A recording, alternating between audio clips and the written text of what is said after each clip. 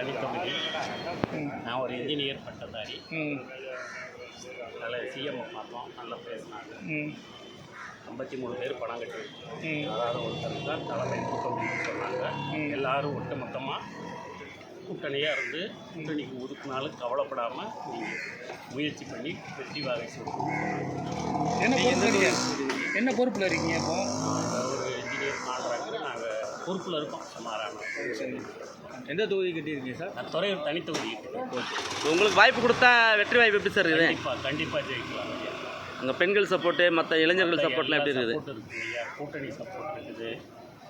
அப்புறம் எல்லாரும் தனிமை அதை சொல்லக்கூடாது.